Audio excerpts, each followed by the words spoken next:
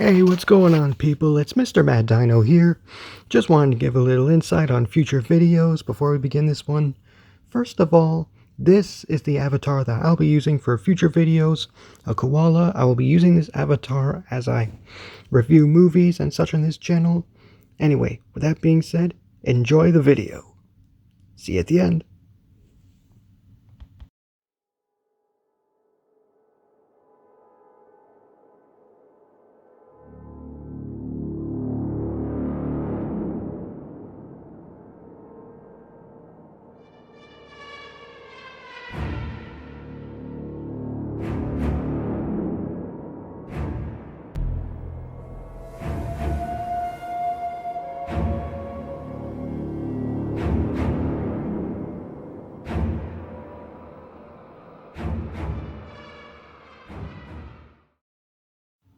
Isla Sorna, 207 miles off the coast of Costa Rica. Setting foot in such a place was not exactly anyone's first call at the time, but of course there were questions that needed to be answered. A riddle that needed a solution. Something had been going on underneath InGen's nose, and they would soon have to find out what exactly these biasing characters were up to. But their curious minds were put on hold when viewing the tragic sight of this island. None were prepared for what they had found. What they had just landed on looked like something that had come straight from the era of World War II. The ground was darkened and charred with ancient soot that looked as if there had been a major fire several years before. There were sections of jungle, of course, but most of the island was a heartbreaking memory of what these bombs had unleashed. Devastating. Some of the plant life looked as if it were starting to get sickly, as if there was some part of this destruction that was causing them to wither. The group could feel the cold air around them when departing from their boat and onto dry land. Each of these people had witnessed people getting eaten by dinosaurs before, but none of them had seen the destruction caused by nuclear bombs. Their eyes brought to them a sight that caused them to feel a mixture of sorrow and horror.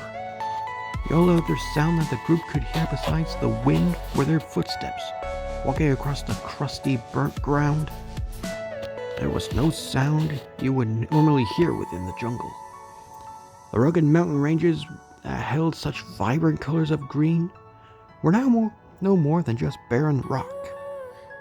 No chattering birds, no peeping frogs, no chirping crickets.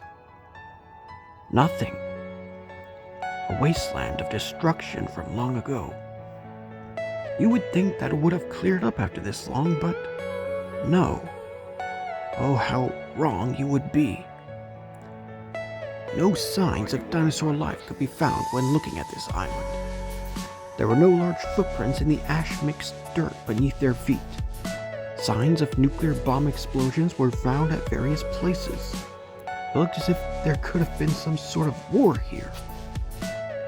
That, or perhaps something worse. Playing God by itself was enough of a crime, but destroying one's own living creations on this kind of scale was another in itself. Claire headed towards what was once a field with Maxon and Sattler. Franklin, Ian, and Zia were trudging up a smoldered hill, while Grant stayed behind Claire's trio with his arms folded. Sattler knelt down to a small green plant that was growing among the black charred ground. "Ladies' fern," she said. "It looks as if about as healthy as if it were just starting to grow." "I just wonder how something like that could have survived what happened here," Claire said as she knelt down to it along with Maxon. "Wait a minute." Sattler lifted up one of the fern's leaves and began to examine it. "Do you see these fronds? Ferns have two kinds of fronds, the fertile fronds and sterile fronds. But look here. If you look closely, you can see what looks like a different kind of pattern of fronds along the edges. During me and Alan's time digging in Montana, I found something similar to this. I looked in books regarding all the prehistoric plant life, and I found only one with the exact types of fronds like this one. It's called Polypodiaphyta triassicus, and by the looks of the sample we had found then, they survived what looked like a fire-based calamity, most likely an erupting volcano. which would explain why it's growing in a place like this. Claire looked around at her surroundings with a forlorn expression. "Henry, what in God's name have you been doing?" "Claire!" came Zia's voice from atop the hill. Claire, Sattler, and Maxon all looked up to see her, Franklin, and Malcolm standing above them. "You're gonna have to see this." From the tone in Zia's voice, whatever she and the others needed her to see, it was very urgent, and not in a good way. She hurried up the slope with Grant and the others in tow, and when reaching the top, she let out a gasp that only said that what was on the other side was extremely shocking. There was another field where their eyes had frozen, but it was much less of a field as it was a graveyard. All about the area, there was all sorts of remains of a large number of very unfortunate dinosaurs who had the displeasure of being caught in what had happened here. Some of them were full skeletons, while others were scattered all about the place, as if the side of the wasteland that had once been Isla Sorna was not spirit-breaking enough. Now they had to see a full graveyard full of the poor animals caught in the crossfire. The group stayed quiet as they stared out at the foreboding sight. Digging up dinosaurs at a dig site where a natural disaster had occurred long ago was one thing, but seeing the result of this disaster was far too much for any of them to bear. "Henry," Claire said under her breath as she watched this. Watching an apatosaurus succumb to its injuries was what had started her compassion for these creatures, and now she was regretting everything she had put them through. "Henry." Malcolm said as he put his hands on his hips, watching the whole scene. "I have to say, this is a much different experience than my last visit." "I think that stands for all of us," Grant sighed as he folded his arms again. "Wait a minute." Claire had wiped her face clean of the tears this tragic scene had caused her. "The research center. Ian, when you were here, did you? Well, I can honestly say I didn't see any kind of research center," he shrugged. "But hey, if you think there might be one, be my guest. But I doubt there'd be any." "There is," Grant spoke up again. "I saw it when I was here. I mean, the ones I came with. Let's just say it didn't end too well. However, with it changed this much, I doubt it's even still standing." Maxon folded his arms as he stood there, contemplating whatever thoughts had gone into that veteran mind of his. He turned to see if Claire was still with him. To his surprise, she was not next to him anymore. He then saw her heading toward the east direction. In the same direction, the wide mountains had begun to line across the land. "Deering, where are you going?" Claire turned back to the group. "If there's any chance that the research center's still around, there may be something Bison left behind. Anyone who wants to come is welcome. Those opposed, the boat's right where you left it." She then began a trek into the dead jungle, her footsteps clumping further and further. Maxon turned to Zia. "Rather tenacious, isn't she?" "Try working with her," Zia sighed as she and the others followed behind Claire as they walked through the ruined terrain. Maxon pulled his backpack over his shoulders and picked up his pace, walking beside Franklin, making the intern rather skeptical. "So, about when all this is over?" Franklin tried to make talk with his intimidating man as they followed after Claire. What do you plan on doing when we get this done?" "Depends." "On what?" "On whether or not my kids will be able to stomach the sight of me," Maxon sighed. As Franklin showed a series of awkwardness on his face at this, Zia walked next to Grant. "So, Dr. Grant, I just have to ask, what was it like going to the first park? You know, seeing dinosaurs for the first time?" Grant sighed. "At first, when I saw them, I felt like I had stepped into a childhood fantasy of mine. My dad was barely around. I used to imagine I was back in the Cretaceous area, like I could actually see the dinosaurs. I had my own vision of what they looked like. Man, I got the Triceratops all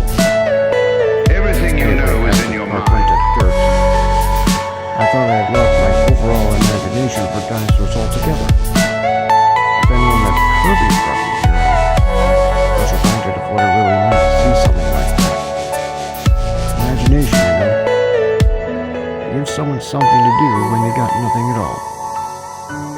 Something to use. So you've been thinking about the dinosaurs all this time? In a way, yes, Grant nodded. People have always asked me if I would ever go back, but I kept saying no. But that was only half the story. The truth is, I wanted to see them again. There was so much more that I wanted to know about them. Now with everything as it is, I think Are they're you not all there my personal and more. The group continued on for a few moments before Clara stopped. They hadn't made it. They stared at the large building that stood many miles downhill. It looked about the same, albeit with much of surroundings destroyed by the bombs from years past.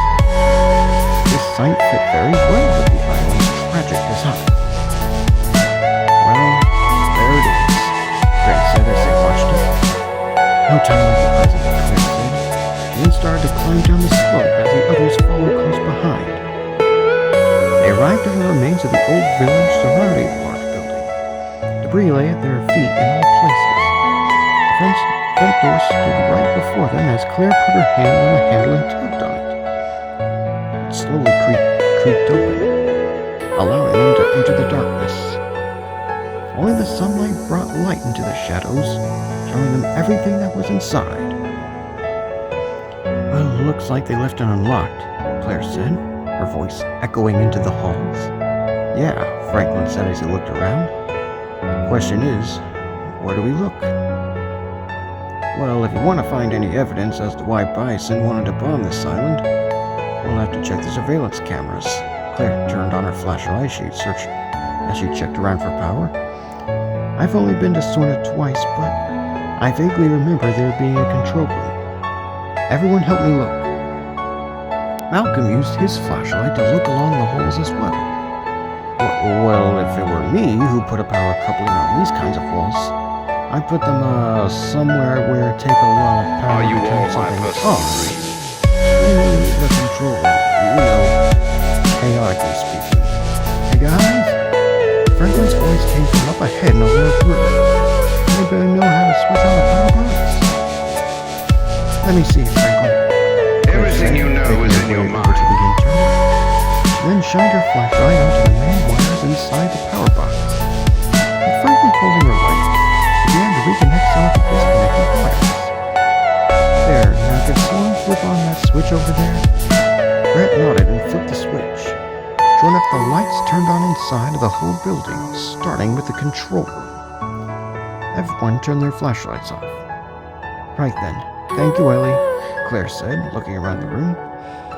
Okay, now we just have to find out how to activate the surveillance footage. The group began to look around to see if there was anything they could find that could be useful. They found some very good sets stacked up on a table. There had to have been over a dozen of them within this room. Dates that were listed on my them personal ranged from the late 80s to 90s, even to the early 2000s. There was more than likely one that covered footage of Grant's time on this island, back when it was not a wasteland. Gotta say, Maxine said as he examined some of the cassettes, these people sure had a lot of time operating this place. Also came back sometime before the second part. Zero assumed. Probably thinks that it was bombed in 2005. That was just a cover-up by agents. They came to examine some of the dinosaurs here, even bring a few new species to the island. That explains why there's all these new dinosaurs showing up out there. Franklin picked up a cassette that read 11/16/2005. Of all the hundreds of tapes found here, this one seemed to be the most speculative. Say, do we have like a tape player or something? Over here, Franklin, Grant said as he led him over to a machine that stood on the desk next to the television screen. He put the tape in and turned on the machine. It showed static at first. An odd sound could be heard as the static pixelated across the screen. Claire listened to this sound, as if there were something about it that seemed off to her in some way. Is there any way we can enhance this? I can, maybe. Franklin walked over to the machine and began to examine the panel. Let me see. Let me just zoom in. As Franklin fiddled around with the buttons, the static slowly became less visible. The sound had become slightly less ear-piercing. The image began to slightly enhance, and the group could also make out what it was. It was a face. A man's face. It almost sounded as if he were saying something. But the image was not entirely rendered. Neither was the sound. A little more, Zia said, watching the video. Franklin held the specific button a little more. Continuing to render, the image became clearer. Then a little more. Little more.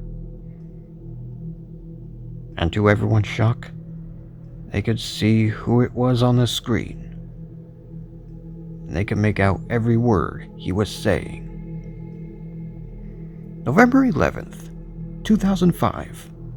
4 years after the Kirby incident on Isla Sorna, they have successfully convinced the public that our government has completely obliterated this situation. We have issued a legal document of proof that we have dropped our nuclear bombs onto InGen's breeding grounds. The first phase is complete.